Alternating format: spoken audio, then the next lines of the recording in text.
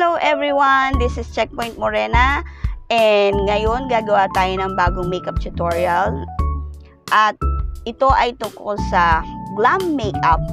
Alam niyo naman, itong season na ngayon ay maraming mga events sa company, Christmas parties, at kung ano-ano pang ganap na dapat prepared tayo at dapat kahit papano marunong tayo mag-makeup kahit basic lang. So, itong glam makeup na video na ito ay para dun sa mga beginners at magagamit ninyo kung ano yung available na makeup na meron kayo. So, keep watching.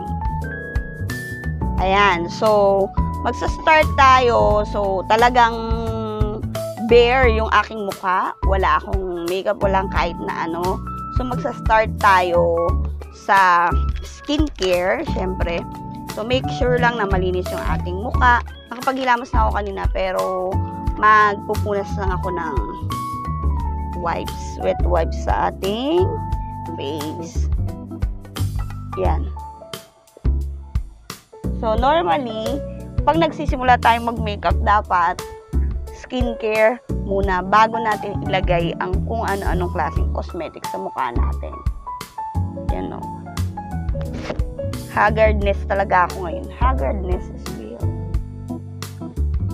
So, yan. So, after, kailangan nating maglagay na moisturizer. Kung gabi yung inyong event, ang gamitin ninyo ay moisturizer. Kung umaga, kailangan din kayong gumamit ng sunscreen. So, ito moisturizer lang to. Day cream. Actually, day cream to. So,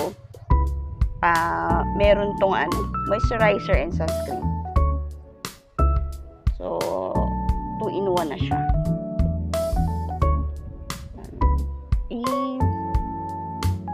Ikalat nyo lang sa inyong buong mukha.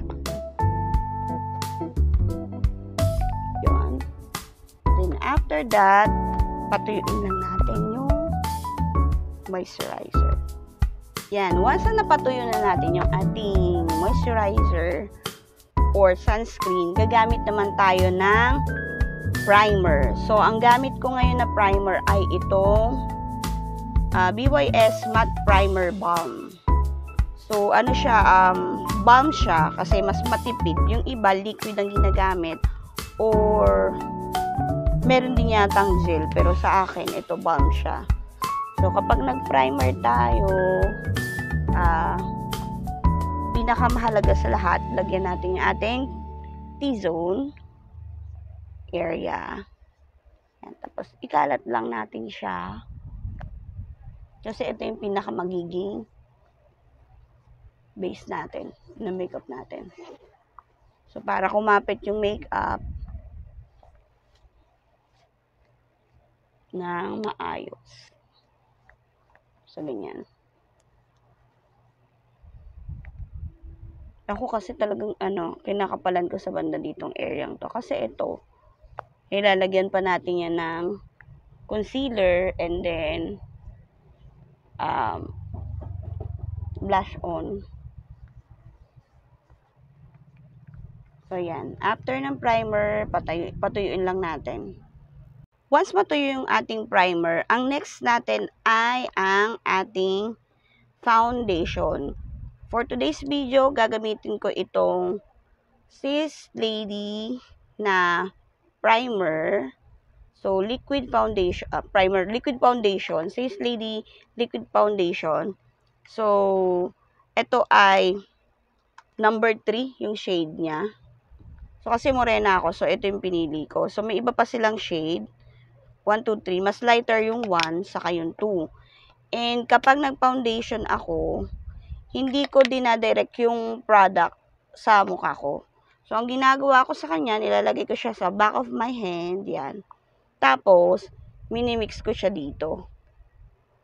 Ganyan. Ganyan. Yan. Para hindi siya masyadong madami pag in-apply mo. Then, apply natin siya pag ganito. And the other side.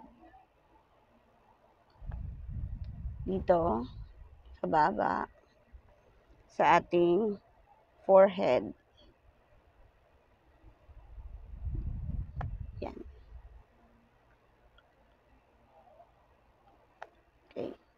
So, yan. Pagka na ganyan na, it's either brush or yung ating blending sponge, pwede nyong gamitin. So, ako, binabrush ko muna para maikalat ko siya.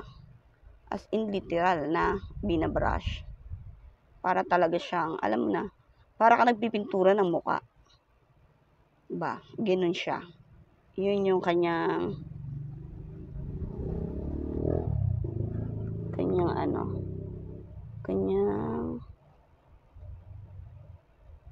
process. Yan. So, pag tinignan nyo kasi parang kala nyo napaka puti or napakakapal. Kasi nga hindi pa siya nabe-blend. So, i-blend pa po natin siya mamaya, later. So, kailangan lang muna natin siyang maikalat. And make sure na lahat malagyan natin. Yung under eye natin, hindi muna natin lalagyan dahil maglalagay pa tayo ng concealer later. So, ako kasi inuuna ko yung foundation bago ako mag-concealer. Kasi, itong foundation na gamit ko kasi is matte finish. So, mako-cover niya na yung ibang imperfection sa mukha. At saka yung nako-correct niya yung discoloration. So, yan. Pwede nyo rin lagyan dito. Yan, yan.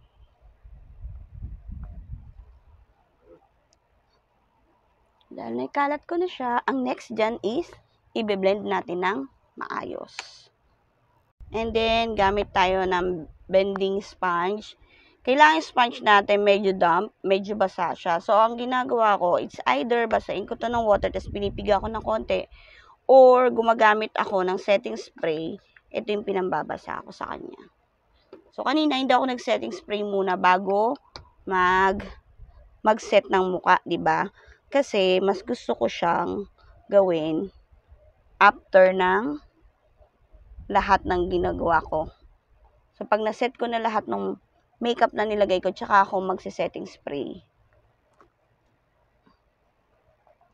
So, yan. Ganyan. Blend it, blend it, blend it. Kailangan lang siyang ma-blend ng maayos. Kasi pag na-blend mo na siya, magmumukha na siya natural finish. Yan. Pwede ang gamitin yung ilalim, yung pinaka-flat.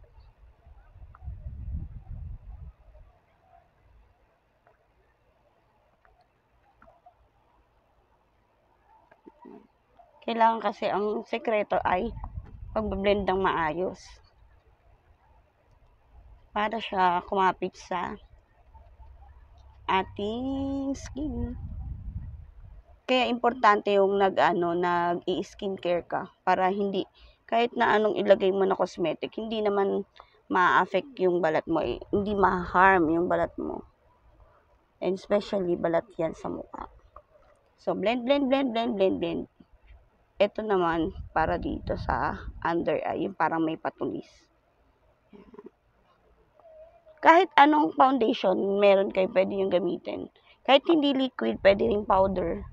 Kung ano yung available na na makeup dyan sa inyo.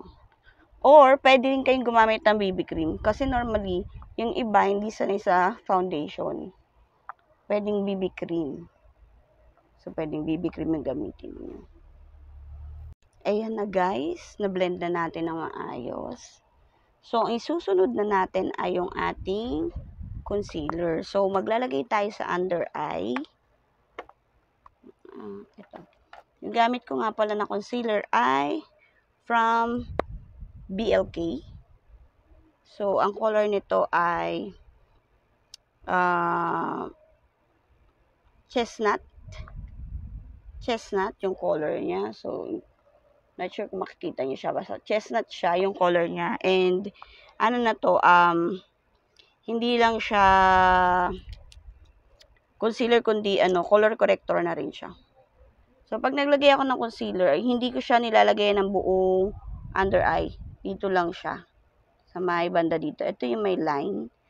Tapos, dito, so malapit sa mata, pataas. And then, yung kabila rin ganun. So, nakikita niyo yung guhit ng inyong under eye. Yun, tapos, eto. Yan. So, yan, pwede. Tapos, kung meron ko yung pimple na gusto nyong i-conceal, maitago, lalagyan nyo rin. And then, syempre, yung dito, banda sa may gilid ng ilong. Maglalagay din tayo ng concealer dyan. Pero, ako kasi hindi kakapalan ang nilalagay ko dyan. Yan. So, kung ano pa yung mga blemishes na gusto nating matakpan. Yan ang nilalagyan ng concealer. And then, syempre, ang sikreto pa rin, blend. Blend, blend, blend, blend.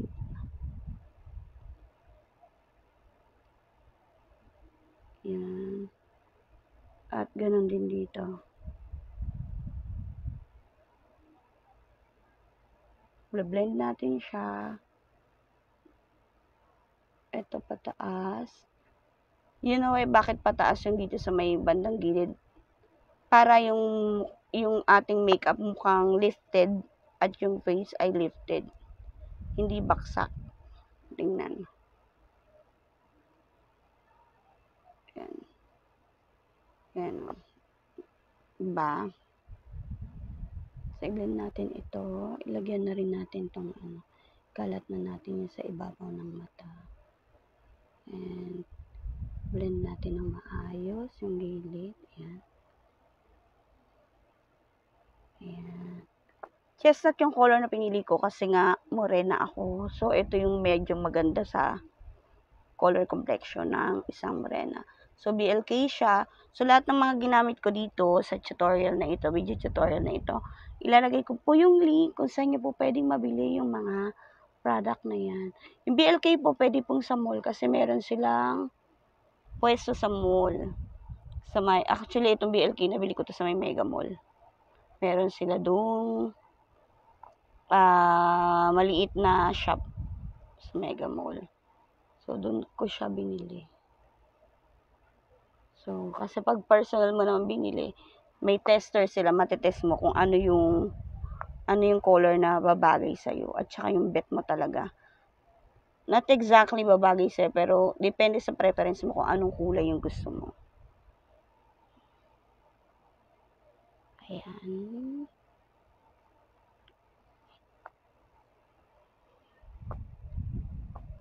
Para mawala lang yung ating yung dark under eye. So, ayan. Diba kanina mukha akong parang parang nabinat, haggardness sa sobrang Yan. So, blend lang yung sekreto. And then, after that, once ma-blend na natin ng maayos, ang gagawin na naman natin ay maglalagay na tayo ng setting powder.